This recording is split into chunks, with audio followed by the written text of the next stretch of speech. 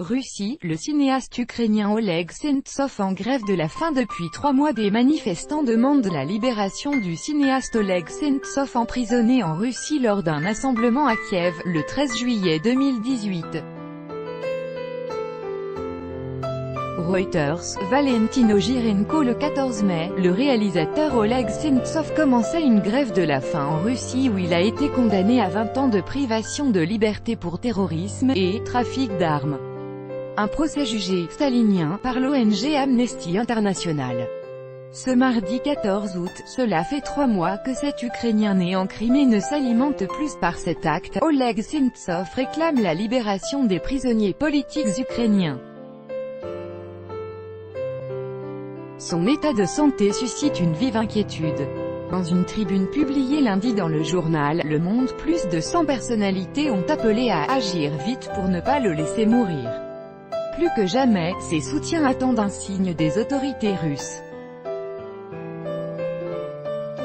Avec notre correspondant à Moscou, Étienne Bouche. Dans son édition de lundi, le journal Novaya Gazeta publiait en couverture 3 photos d'Oleg Sentsov. La première datant de 2012, la deuxième de 2014 et la troisième prise le 9 août dernier dans la colonie de l'Abitnangi, dans le nord de la Sibérie, où il est emprisonné.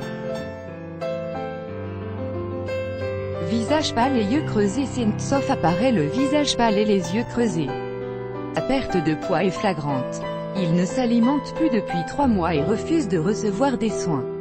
Il répète qu'il n'est pas malade et qu'il poursuivra son action tant que sa revendication politique n'aura pas été entendue. L'affaire Sentsov est suivie et prise au sérieux par les quelques médias indépendants du pays, mais d'une manière générale, elle est peu connue du grand public. Faux espoirs. Ce week-end, une journaliste de Novaya Gazeta a suscité de faux espoirs en annonçant que Sentsov avait quitté la colonie où il est emprisonné.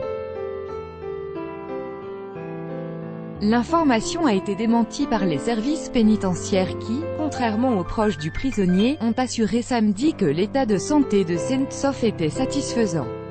Emmanuel Macron s'est entretenu avec Vladimir Poutine à ce sujet.